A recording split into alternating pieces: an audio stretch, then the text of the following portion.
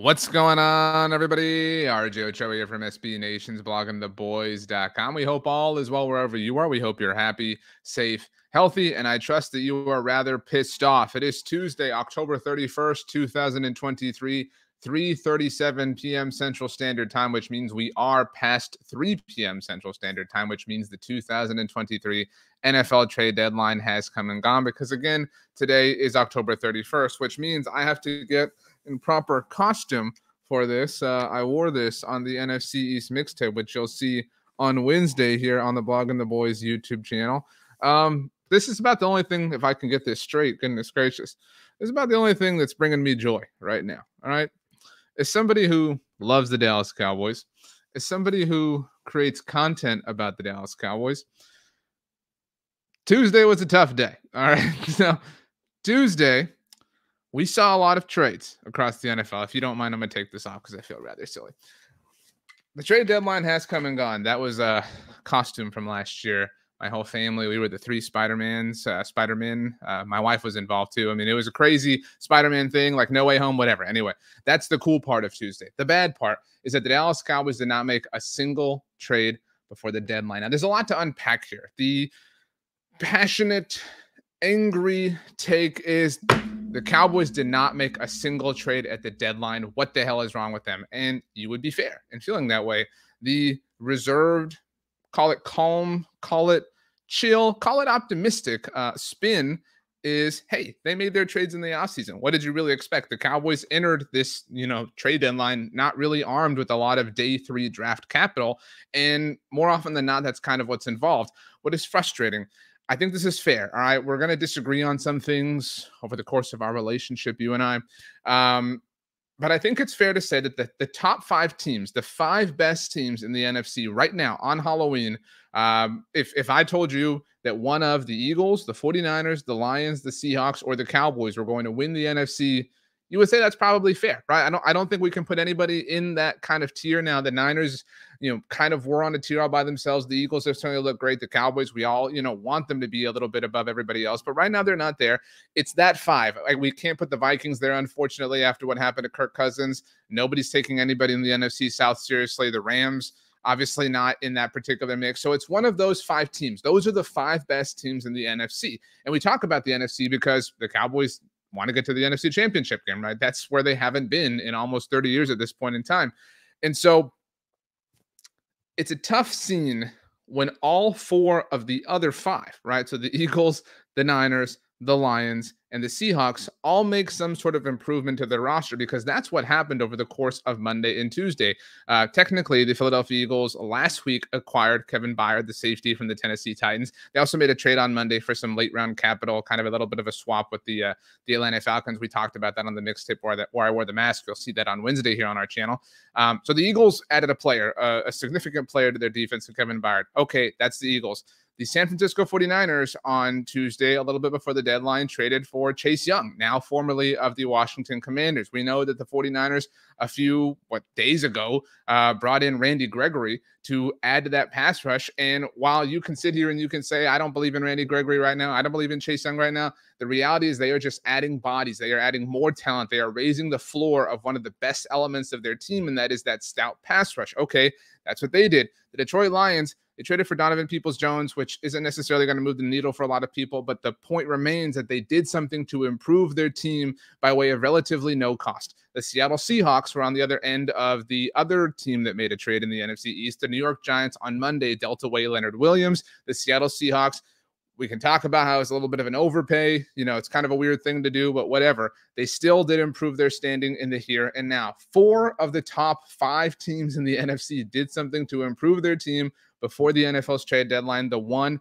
that did not is the Dallas Cowboys. So I get it if you're frustrated. I get it if you're upset. I'm frustrated and I'm upset. Now, I do think it's fair to say, well, the Cowboys did trade for Stephon Gilmore. They did trade for Brandon Cooks. They did trade for Noah Igbenogany. They did trade for Trey Lance, and the Cowboys like their guys. The Cowboys have gotten some really good play. The Cowboys trust their ability to draft. All of those things are true. Multiple things can be true here, but no one is saying you have to go out and spend something significant, but you have to recognize when all of the other teams, all of your contenders, everyone around you, you have to be able to see that they are not willing to settle, that they want to go out and they want to just add that 1%. Again, even if you dilute the value of all of the players who the other 4 teams added to 1%, they all did technically, in a literal sense, get 1% better before the NFL trade deadline. So they are all 1% better than they were in the Eagles' case last week because, again, the buyer trade happened a week ago. But still, my point is the Cowboys did not get that 1%. Everybody got the 1% except for Dallas. And so I get it if you are frustrated. And I don't think it's fair to totally go to the place of saying same old Cowboys, same old Cowboys, same old Cowboys, because they did earn a lot of good, positive will with us over the course of the offseason. But you cannot just do work in the offseason and then kick your feet up and relax. The name of the game in today's NFL when it comes to roster construction is being aggressive. You have to be willing to go get that Donovan Peoples-Jones. You have to be willing to take a chance on Chase Young. And some of these players, Leonard Williams with the Seahawks, Chase Young with the Niners, they're in contract years. And, so what if you don't re-sign them? So what if you don't bring them back on another deal with your team? Let them walk. Get your comp pick. Even if you don't get a comp pick, even if it's nothing, let them walk. If it was worth it, it was worth it. Nobody's going to care if you spent a compensatory 3rd-round pick on Chase Young, which the San Francisco 49ers did. And if you don't recoup that, if you win the Super Bowl, that's the difference. I think that the Cowboys are a very talented team. I think they are among the most talented teams in the NFC. I think they can contend and compete with any team in the NFC. Perhaps in some alternate universe, that list includes the San Francisco 49ers, but right now we cannot include them in any objective sense.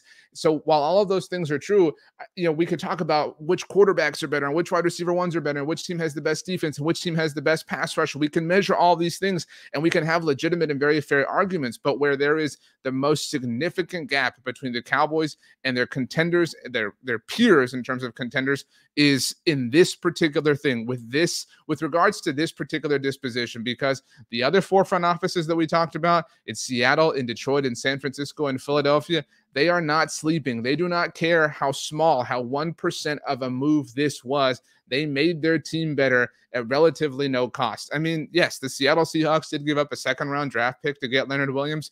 But like I just said 2 minutes ago, if the Seahawks win the Super Bowl, are any of our friends who are Seahawks fans going to be pissed off? Is anybody going to say, you know what, you probably could have had him for a 3rd-round pick. This really wasn't worth it. No, nobody's going to care because you won the Super Bowl. That's what we want to see. We want to be able to trust the notion that you are willing to do all, to sell all, to buy all, to do anything and everything under the sun in the name of winning it all. And on Tuesday, we did not properly get that vibe from the Cowboys. And that's a bit of a tough scene. And it's unfortunate that it happens now. In a week that is supposed to be, that will still be after this fades, really fun and really intense for the Cowboys. They visit the Philadelphia Eagles on Sunday afternoon, and that's a big game with some really big consequences. And the Cowboys could very well win that game, but that will not change. The Cowboys could very well win that game. They could win every game. They could win the Super Bowl, but that will not change this disposition. This, not necessarily with just regards to 2023, this quality of the Cowboys has to change. And that's not me saying they have to make a move at the trade deadline, but they have to be willing to be aggressive, to find those tiny little 1% and to add them up along the way, because that's what we see other teams do. And I'm really jealous, if I'm being completely and totally honest with you. So I hope you are still able to have a fun Halloween. In fact, I think the only proper way to get out of here is as Spider-Man. I guess that makes me Peter Parker. Like I said, if you watch all of our videos around here at Blogging the Boys, you'll see this on Wednesday. But the Dallas Cowboys did not make a trade. It's really difficult to know if I've got this centered or not. So if I don't, please excuse me. I'm sad.